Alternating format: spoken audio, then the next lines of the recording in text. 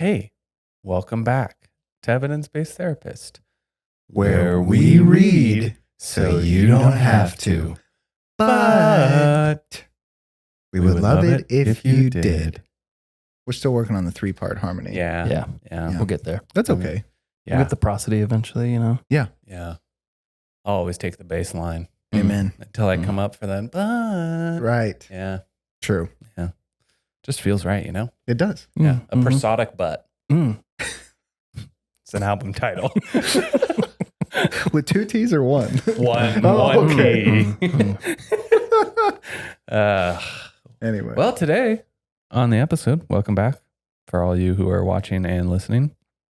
We're actually diving into a paper, not just It's crazy. We're actually doing we're supposed to be doing. Yeah.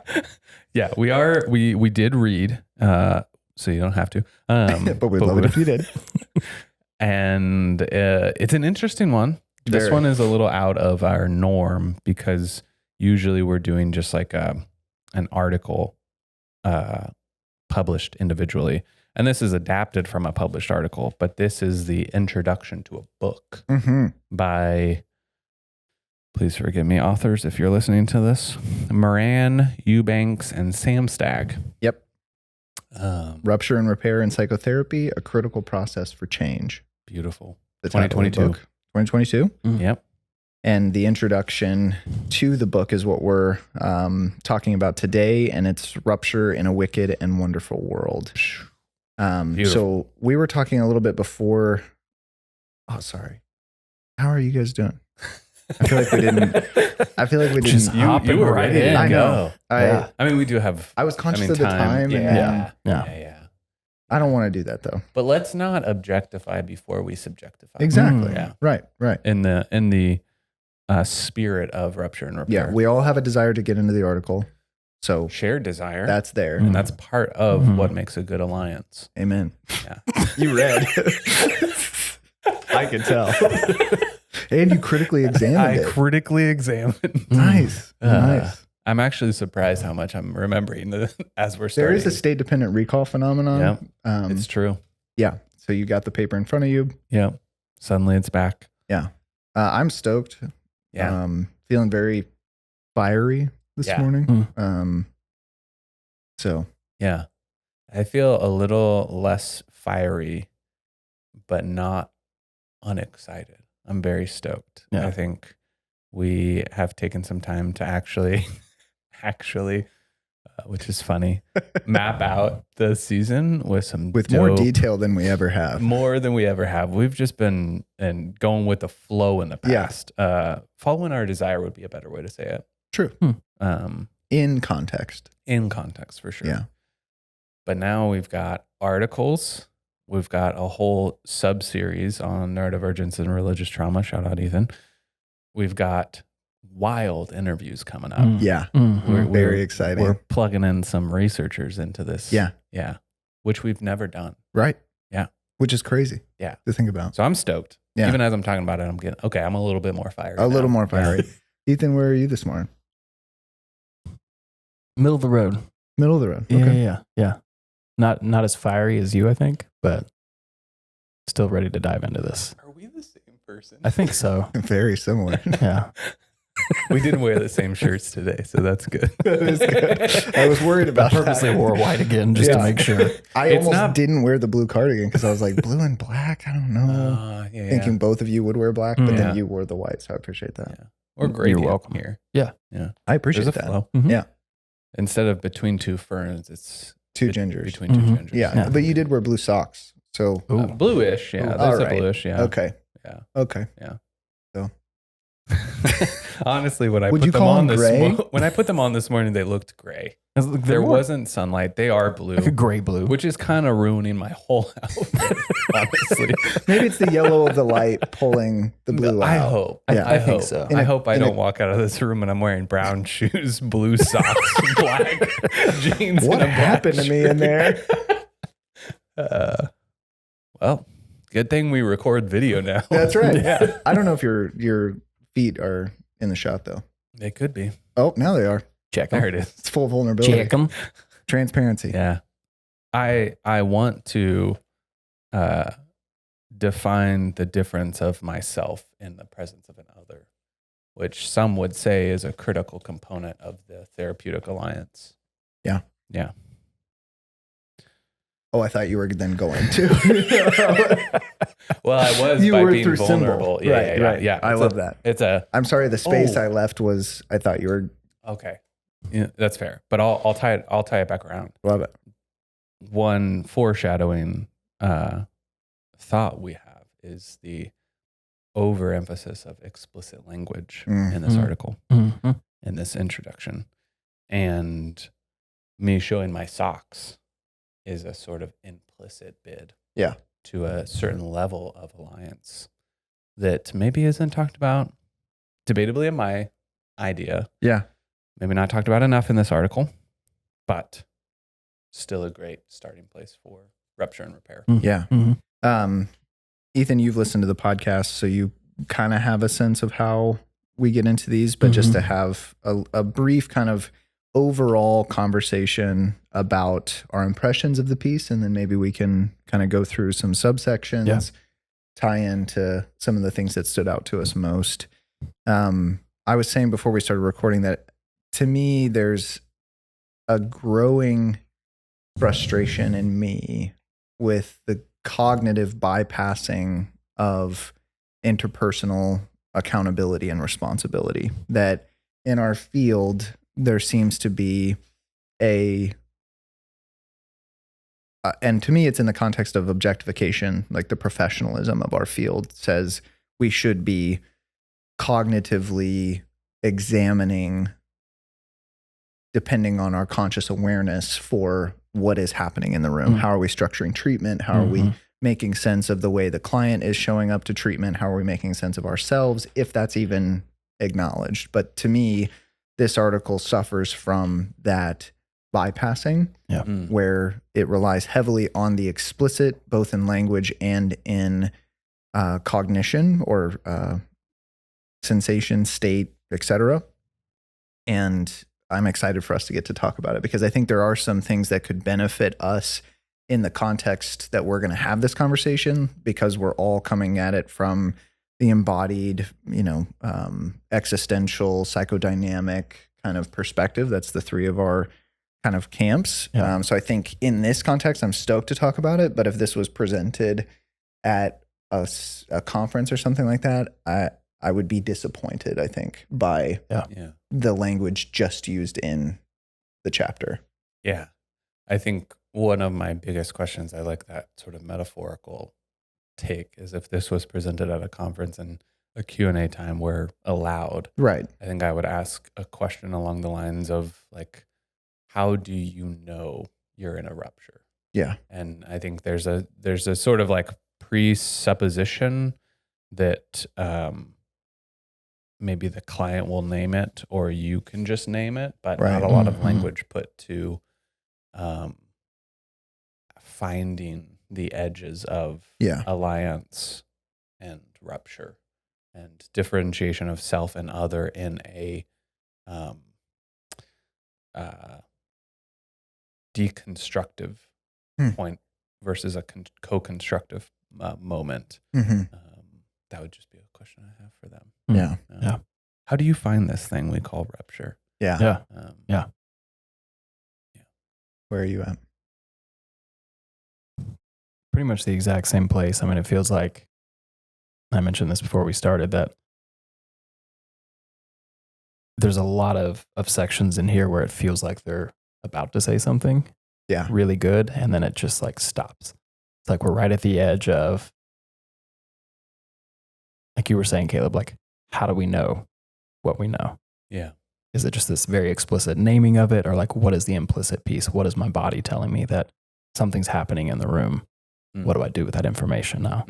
This just feels like the obvious ruptures, where a client goes, oh, that made me mad. That pissed me off. Yeah, obviously that's a rupture. I got to do something about that. Yeah. But what happens when there's like a shift in the room? Yeah. Nothing's named, but like something's happening. Yeah. What do we do there? Yeah, I do want to dive into it, because I'm having a moment of like, oh, whoa, okay. maybe as I'm thinking back to the article, if I was to give some like generous reading to them, I think maybe there's some places where you could kind of suppose what they're meaning as far as where you can find and the edge the of context rupture. of this being in a book is important Can't because steal the thunder. Yeah, and also the level of say what you mean isn't the same as in an academic publication of a journal or something like that. Yeah. There is more space allowed for sort of the implied trajectory. And you said like, don't want to steal the thunder of the rest of the book. Yes. Yeah. But I think also in that there's a lot more space to tell the reader what you mean over a longer period of time. So the punch of an academic journal publication is not here. And some of the sentences are structured almost like as you would say them out loud as a sentence, as opposed to the maybe format that we're typically used to. Yeah. But the citations are amazing. Yeah. And the chapters of the book. The chapters of the book do look amazing. Yeah. The citations, I don't know how you guys felt, but to me, some of the citations were like, how are you reading that and saying what you just said in some places? Other places, it was like, that makes a lot of sense. The parenthetical citations were a continuation of that trajectory of here's what I mean. Right. If you want more, here it is. Yeah. But to go from heavily psychoanalytic and relational theorists to structuring the diagrams that they present from a cognitive behavioral perspective, to me are like, that's a tension that I didn't see dealt with in explicit language in the chapter. Yeah. Yeah. But maybe there is no tension. Maybe that's a tension I'm making, but yeah. Sure. My curiosity goes to like, do they explore that more throughout the chapters? Like, do we get more psychodynamics and relational? Or the constellation of the anthology as a whole, that here's the CBT folks, here's the relational folks, here's, and everybody has a space to speak to. Okay, we have an object that we're all coming to from different postures. Let's talk about it with our language. Yeah. One maybe point of difference I would have would be around, I was reading this with certain consultees in my mind around what a moment of rupture does in two bodies. Love that. And the kind of tangibility or groundedness of something like a CBT flowchart does give some orientation touch points, because rupture can be very disorienting. Yeah. Pinch I like poke, you owe me a hell yeah. I like disorienting more than dysregulating. Yeah, for sure. Because the sensational where are we question, because we're not in the same place. Yeah. Is beautiful. But I think maybe I would be curious, I don't know if they name this, but I would be curious how desiring they are to speak to like a very basic, not in like a negative way, but a very basic structure of counseling, kind of pedagogy or teaching of like, hey, when this happens, let's find like the zone in moment and like follow the flow chart as a sort of orientation rather than, I do agree when you're thinking like theoretically and philosophically, there's tension, like epistemological. What is the purpose of the language and cognition we're putting to this moment?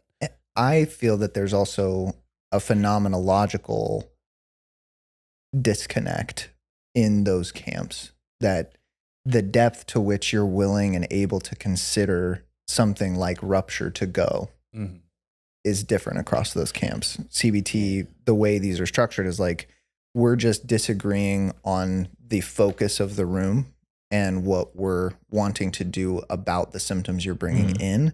Whereas for me, when I think about rupture, the first thing I think about is, who are we to each other in this moment? And how is that relevant to the focus we initially named in our treatment altogether? Because I think as the relational strategies start to unfold and unravel, that initial treatment focus that we established in the first couple sessions needs to adjust.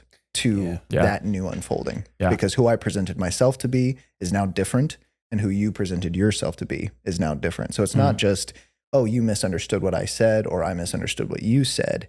You became a different person to me, and I became a different person to you in that moment. Yeah. No, I love that. At that depth, I'm so for it. Yeah. That conversation, I think, needs to happen, especially from like a neurobiological functional systems. Yeah, and they start standpoint. with tronic. They do. Which they do. I was like, no. But anyway, which I'm stoked on.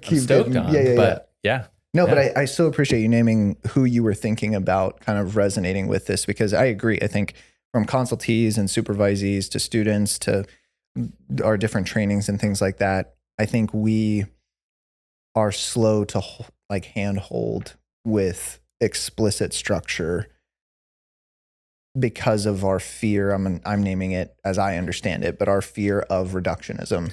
That I don't want you to see it as a 3-path process of first try this, then try this, then try this, because I want you to pay attention to what it's even like being in the first phase, the first moment of rupture before either of you even understand what's happening. I want you to process that and why that might have been the case, or what was culminating in that moment of disconnect and disorientation before we talk about what you should do about it. Yeah. Can I maybe illuminate with their article the tension we're feeling between like they're going right up to the edge, and then it feels kind of like maybe taking a couple steps back. Yeah. To your point, they have something that says, like ruptures, repairs are co-constructed, which I'd love. We should definitely talk about how they view rupture as co-constructed. Yeah. But they say it's important to recognize that neither patient nor therapist should take full responsibility for the rupture or its repair. And I think the slowness we hold in just giving a sort of, hey, you should, let's go back to the flowchart. Let's just immediately like, where's the disconnect? Reevaluate the goal, reconvene on a goal that is shared or desired by the client, and go with that. I think there is a potential implied dynamic of self-objectification of the therapist. Yeah. I'm wrong. I'm at fault. I just need to re-merge with the client's goal.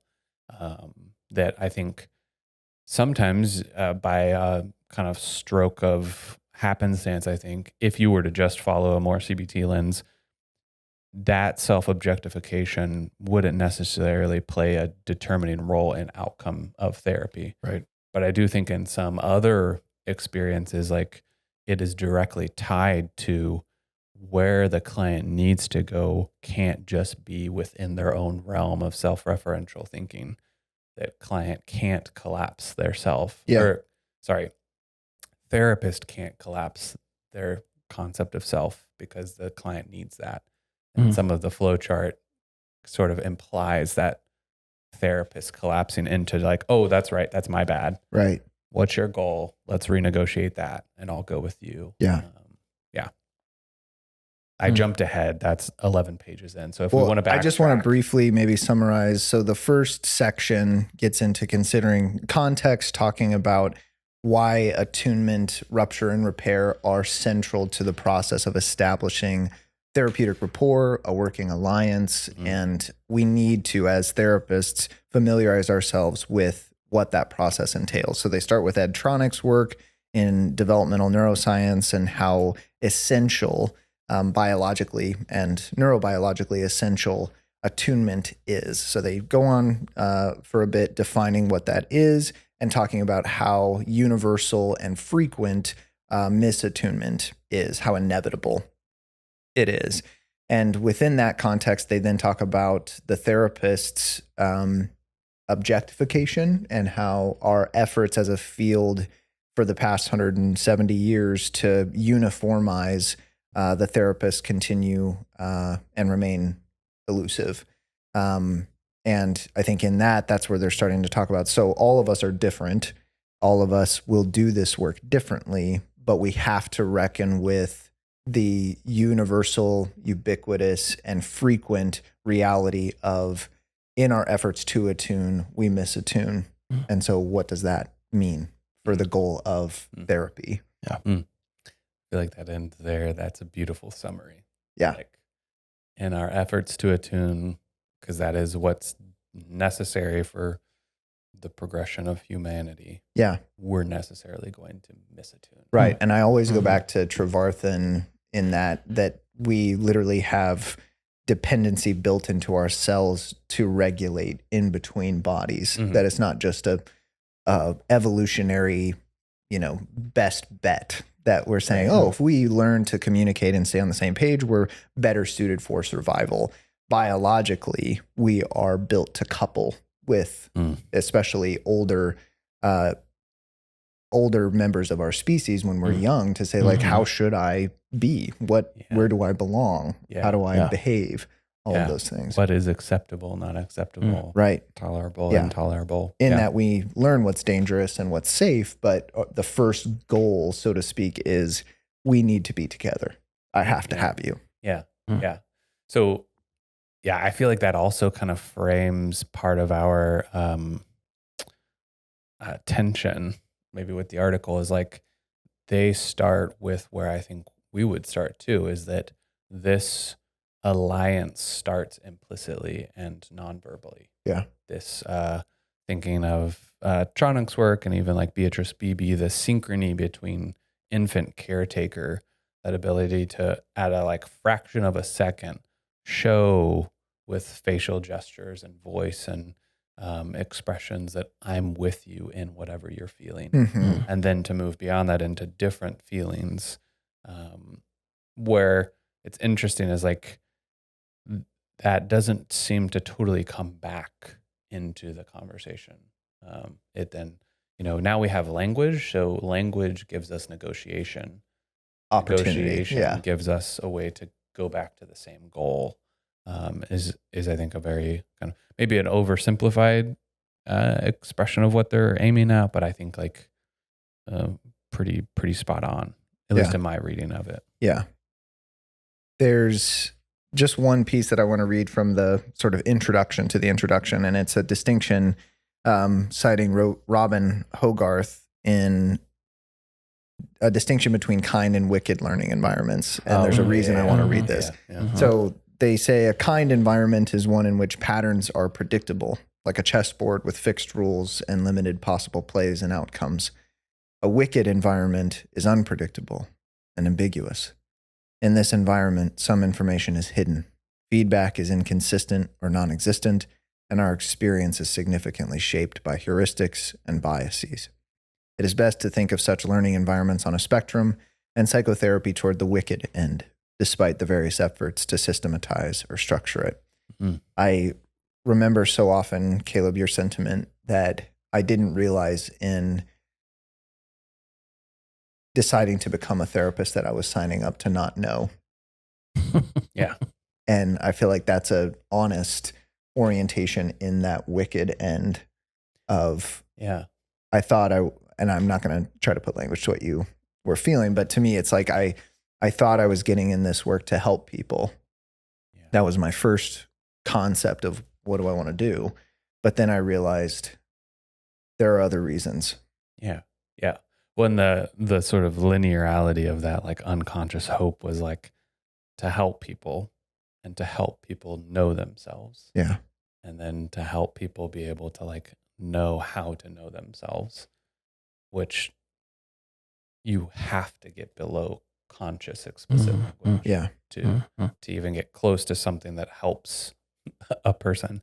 In you reading that quote, my brain was thinking like the real crux of the wicked space of therapy is predictable to who. And like the rupture, I love that they talk about the rupture can be co-created or is co-created, because what we're not talking about is therapy just potentially being a wicked space for the predictions of the client. Right. But also therapy could be a wicked space because it doesn't adhere to the predictions of the predictability of the therapist. And we both, we say this all the time in our trainings, like there's two human nervous systems working to predict a future based on a past experience to be a certain type of way in the present. Yeah. And that predictability for both of us it may spook me, it may spook you, and it may spook both of us. I think what this is saying is that it assuredly will. Yeah. And I love the language from Havens they use of like a survival of collisions. Yeah. Would you read that section? Sure. Yeah. Starting with consistent with Tronic. Yeah. So consistent with Tronic, a number of interpersonal and intersubjective theorists have described patient-therapist interactions as invariably involving a survival of collisions, as a bumping up against a unique other, and as power plays, as continuous negations of the other toward greater recognition of self and other, and thus great intimacy. 4 going into 5. Or that I was stoked. Yeah, I love that line. To see that. Mm-hmm. I mean, especially when we think of like self doesn't exist outside of relationship to other, like it inevitably has to be a collision. Yeah. The entire process is a collision. Yeah. It's not a negative word. It's just that is. Yeah. I think that is one, and I'm sorry to keep going back to this, but I think that is one of the things that I don't hear people explicitly contending with what you just said in their established orientation to psychotherapy as a profession. Yeah. That we don't have a self outside of the other. Yeah. And to the automaton fixation of CBT, I think they would disagree with that. They would say you need to organize and optimize the self that is apart from the other, and therefore establish greater opportunity to be in healthy relationship with said other. Yeah. And I think that's a fundamental, I don't know, I'm just saying. Yeah. One concept that's not in this, but I think is like maybe something listeners can latch on to is like what our bodies are built on is unity, not uniformity. Which means like a functioning organism means dude. that, a functioning organism means that it has to be organized by parts that are not doing the same thing. Because if they did the same thing, that would be a uniform system. Like if all I was my heart, I would just be a heart. But I am a heart that's connected to a liver, that's connected to lungs, that's connected to unity. So that unity of separation or differentiation is what creates growth. Yeah. Is an interesting maybe question for therapists listening is like, where are you different from your clients? Like, how do you differ? I think there's a lot of like, how are you, can we find mutual humanity? But can you also find unique differences? Oof, that's sick. Yeah. Yeah. I like that. Yeah. Maybe with this next section on recognizing rupture, we kind of get into their definitions and use that as sort of a springboard to talk about the section as a whole. Yeah. So they go on to build a somewhat of a kind of miniature literature review, but then arriving at rupture has been defined in general terms as any disagreement on how the patient and therapist work together. For example, on tasks such as exploring thoughts and feelings, creating in-session exercises and between-session experiments, and to what end, like goals such as greater self-awareness, skill development, or decrease in symptom distress. And a deterioration in the bond, that is, the extent to which there is distrust and disrespect between patient and therapist. We considered this an explicit account of alliance rupture. So they're defining and differentiating between explicit and implicit forms of alliance rupture. Yeah. What to me, like they're a deterioration of bond. That second point is like it jumps up back to where they're talking about the alliance construct as having collaboration and affective bond. Yeah, affective being that unconscious resonance piece. It's interesting that I don't think, and you could correct me if I'm wrong, I don't think they ever use words like subconscious, unconscious, Correct. implicit. They use implicit. They do. Okay. They okay. do. Yeah. Okay. But none of the more Which that's generous better, furnishings. yeah. Yeah. Yeah. They use it 5 times. Oh, good. Control F. That's the beauty of on a computer. Amen. I am a paper person, but I have found enormous utility in the digital. Yeah. Yeah. That's very fair. So anyway. How do those land with you guys as explicit accounts? Any disagreement on how the patient and therapist work together, and a deterioration in the bond? Yeah, I don't know if I have any qualms with that. There's a gap in where I feel resonant. Like as like my own therapy brain, when I read that, I'm like, oh, like, okay. Fine. Yeah. Like it feels like it kind of hits like a theoretical space in my brain where I'm like, sure. But it doesn't do as much as later in that section, they talk about what they term withdrawal markers. Yeah. Which I think is more what they're talking about as like how disagreements and deteriorations show up. Yeah. Do you want to read that section just to give the conversation context? Yeah. So they talk about, more specifically, we defined ruptures in terms of specific interpersonal behaviors, skipping a little bit. So they have withdrawal and confrontation markers. Withdrawal markers include movements away from one another, movements towards isolation, like going silent or pivoting away with another topic or abstract talk. And then they have confrontation markers, which they define as movements against the other, movements involving aggression, control, criticism, or manipulations. They kind of define this as like the tension between self-promotion and relatedness. And those are 2 ways that humans either move against or away from if there is a threat interpersonally. Mm-hmm. And to me, that feels like it does something more. And maybe that's just to like, it cues how I know a rupture in the space. Well, I think going back to the original explicit versus implicit, I find that binary unhelpful in some ways in the room, because I think there's a space between the two. Between away and against? Yeah. That that's how I know ruptures is. It occurs to me first that the feeling is lagging. And I mean the feeling between us, like I'm not resonating with where the client is. It seems as though their expression, whether it be what they're saying, how they're moving, what they're doing, is buying time for something underneath it. Like that there's something going on underneath whatever's being expressed that doesn't feel safe enough to come out, doesn't feel known enough to come out, in some way is disconnected from the expressing self.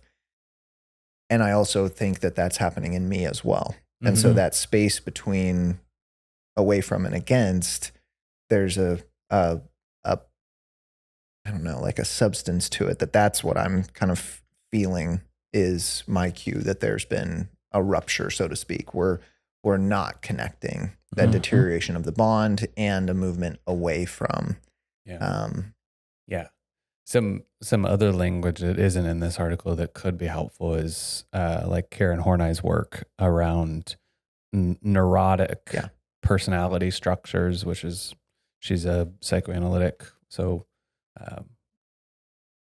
bear with the language, but like neurotic structures of personality come from persons who over rely on the consistent use of one movement. And for her, those movements are away, towards, and against. And they use against and away from, but they don't use towards in this article, which I think is interesting because a blind spot in therapy is, how do we make sense of clients who succeed in therapy but go on in pain, go on in frustration relationally? And I think this gives a kind of perfect window into the blind spot of some people have strategies of moving towards. And I think that if I was to add to the article, I'd say there's withdrawal markers, confrontation markers, and performance markers. Yeah. Or conformity markers would maybe be a better way to say that. Is like clients who, in the face of threat, actually just look to you as a therapist of what should I do so that I can succeed in this thing called therapy. In your mind, is the conversation around whether or not the client is listening to that as I'm going to go do this? Like, to me, as you're talking about this, I went on to add to your sentence, and now I've lost even what you said of the conformity markers. That what I experience in my work is that there is some, it's never this explicit, but there's some sorting out how the client is going to deal with the expectations of the work we do in the session to go home with. And I think that conformity is able to differentiate in attachment economies. So in the room, if we have a working relationship that feels profoundly knowing of the client's internal reality in a way that their external reality is unkind to, I find that conformity will build here and now and be totally unknowable to the client outside of this room. Yeah. That as they go, now there's this, how did it go? Well, I'm conforming to a different attachment economy now. Yeah. I'm going back into a world that's unkind to me, that is wicked in the language of this article. And so I've got to figure out how to deal with that. Either I hold the grief of the world outside not being receptive in the room with you. I just talk about how it's exhausting. I'm scared.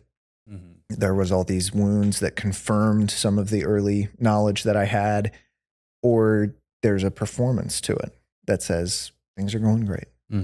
What you said totally made sense of this interaction or whatever. But that may not be true. Yeah, but I'm going to forever stay in therapy. Yes, like that's where my brain goes to like clients who are like potentially reporting all of these good things about therapy and yet don't want to leave.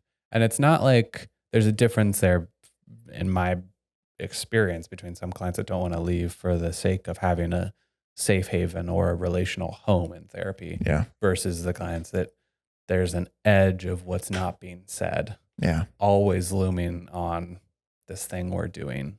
As you were talking, one thing that also could be helpful with Karen Horney, she differentiates true self, false self.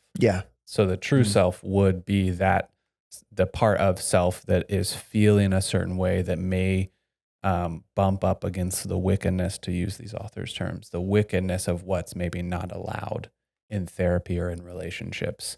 And so the false self comes around and proposes the strategy of withdrawal, confrontation, or conformity as like a solution in the attachment environment to say, I'll sacrifice myself to stay somewhat connected. Beautiful. Or to stay somewhat consistent. Coherent.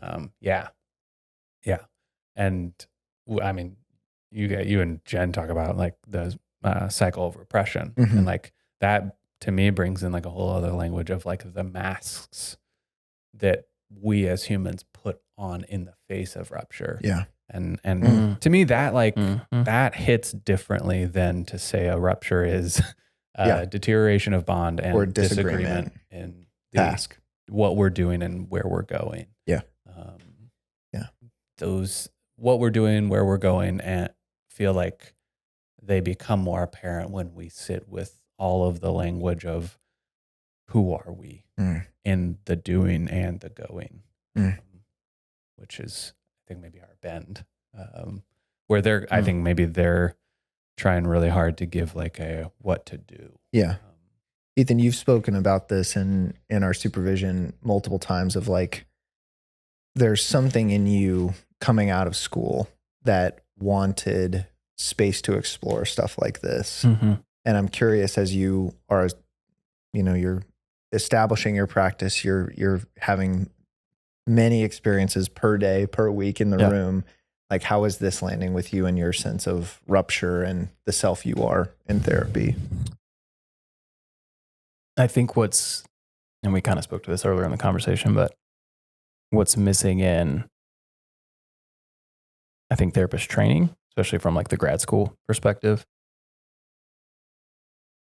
is the subjective experience of me as the therapist coming into the room. And that, I think that's what you're mentioning. We talk about all the time in supervision is everything my client says is stirring something in me, and it's presenting like opportunities for different versions of myself to come forward. And some of those selves are threatened by the things like the client says to me. Feels scary to me because now I'm having to confront something like within myself. And so like even that to me is a rupture. Yeah. It's nothing the client actually did. They're just being authentic. They're saying something true to their self. But now I'm being forced to confront something that I was either not ready for, wasn't in the right headspace for that day. Feels awkward with that client, particularly because of whatever dynamics are in the room. So like now I've got to contend with that. And I think grad school would say that doesn't matter. You just need to deal with like the explicit things that are happening in the room. That's countertransference. Yes. Yeah. And it's like, granted, I came from a person-centered program where like we kind of talk about countertransference and transference, but it's this very just like under the radar, like, yeah, it happens, but it's like not a big deal. But like to me, like that's the basis. the work. That's if therapy is about fixing relational issues, we go back to the sense that the self only exists in relationship, then we're fixing relational issues. We're working on, not fixing, but working through these issues. And that requires me to be very aware of what's happening in me. And I feel like that's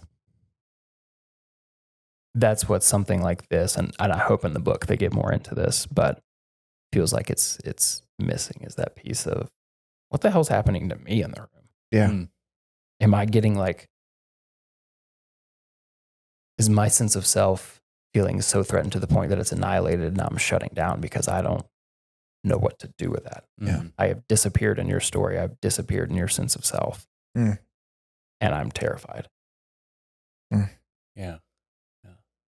It would be a very interesting, this is me being very spontaneous right now, but like it would be very interesting to read a chapter from Roy Barsness's new book on clinical supervision and psychoanalysis, because I was listening to an interview with him talking about that book, and essentially he goes so far as to say, like, when you're thinking about a client or I'm helping you like in supervision, I, as the supervisor or consultant, should really only be concerned with your experience as the clinician. Amen. And like, Dude, hell yeah. We could talk about the client all day, but the most important information comes from when I ask questions like, who do you feel like you need to be for them? Who do you feel like you can't be for them? Who are you? Where are you?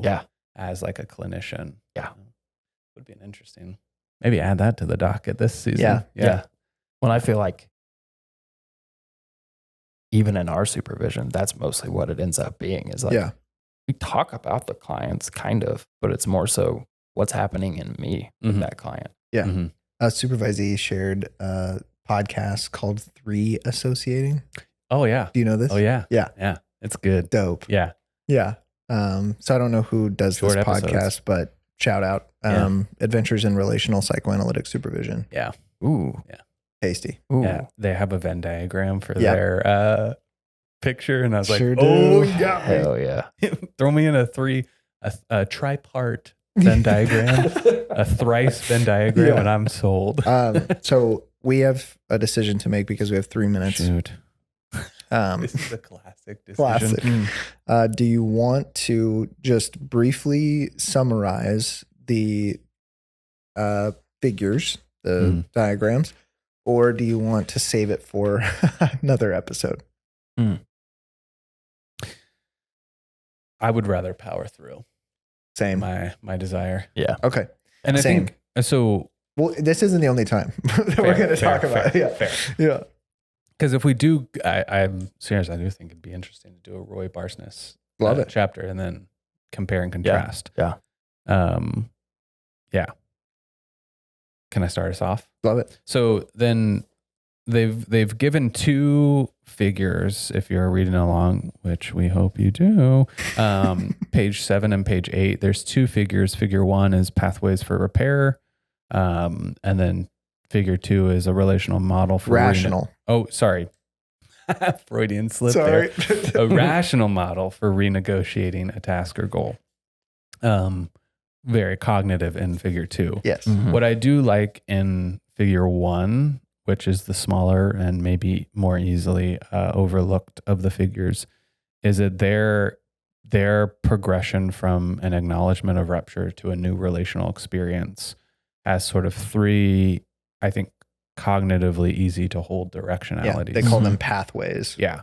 So it's reattuning to feelings or intentions, renegotiating tasks or goals, and exploring the rupture experience. So I think you could reattune, renegotiate, or explore. Yeah. And they talk about how in one pathway, there are opportunities to experience the other pathways as well. Mm-hmm. And in that diagram, on the top of it is immediate strategies, on the bottom of it is expressive strategies.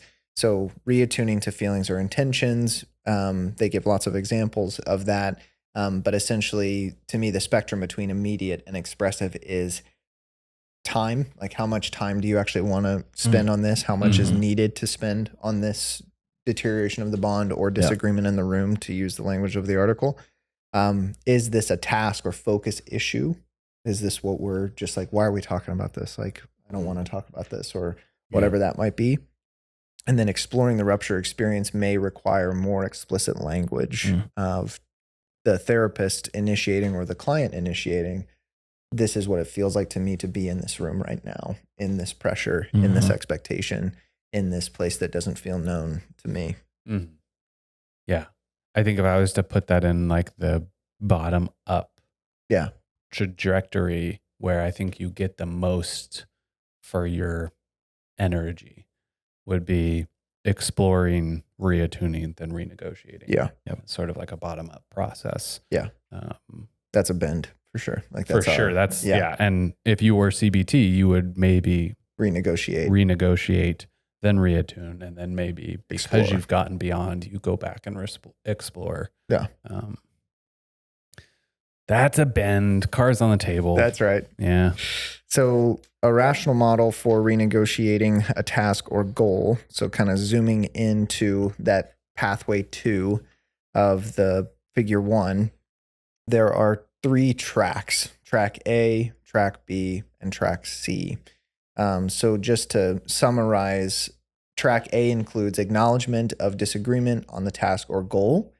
Once you acknowledge that, you can move into proposal of alternative task or goal, and then agreement on alternative task or goal. So very kind of, let's just clarify what was said, what was heard, redefine as we need to, and agree on the trajectory. You can also then get into track B, which is clarification of internal or external obstacles to completing task or goal, exploration of alternative task or goal, and then redirection of avoidance to explore. And then track C is explanation of rationale or task or goal, and then agreement on original or alternative task or goal.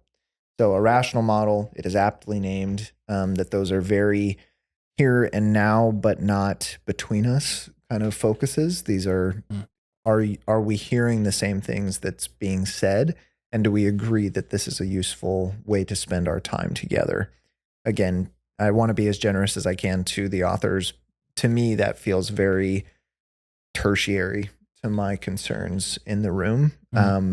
If there was a disconnect, a disorientation, some phenomenon of we've now lost the thread of what we were talking about, that to me is the whole point, regardless of what modality you're using. I think for me, I hear and feel the tension both as a therapist and sitting with other therapists in consultation of like proposing exploring alternatives and agreeing on alternatives, like sort of implies that the therapist feels confident in an alternative and is not themselves disoriented in where do we go. Yeah. I go back to a quote that I heard at a conference from someone called Reggie Williams. He's an author, but he said, if you're asking what do we do and where do we go, you don't know where you are well enough.